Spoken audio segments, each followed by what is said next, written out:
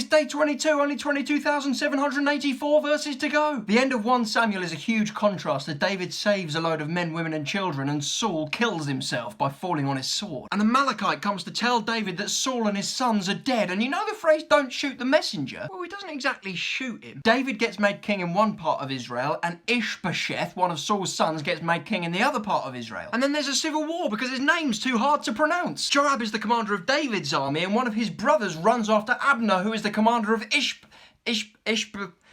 whatever then, there's a really fun chase scene. Oh, actually that ends really badly. Abner kills one of Joab's brothers, so Joab gets mad and stabs him in the belly. Then thankfully for me, Ishbosheth gets killed, and so David can become king over the whole of Israel. David defeats the Philistines again and celebrates his new kingship by bringing the Ark of the Covenant back to Jerusalem. There's a bit of a downer though when somebody touches it when they're not supposed to and gets struck down by God in front of everybody. Remember the flipping regulations. So then David's like, maybe I don't want to take this back after all. Then he changes his mind again and he has the biggest barbecue in the history of the world and he brings the ark up, and to celebrate he dances in his pants in front of everybody, and his wife's like, you absolute idiot. Happens to the best of us. 2 Samuel 7 is a huge chapter in the Bible where God tells David that his throne is going to last forever. We might need to come back to that. David then kicks the butt of everybody and really establishes his kingdom, and then he does something beautiful as he looks after this guy who's disabled called Mephibosheth. Finally, a name that's easy to say. David's on an absolute roll, and then he stays home in his palace when he's supposed to be going to war. And that's kind of fine until he's wandering around on his palace roof and he sees a woman in the bath and he goes,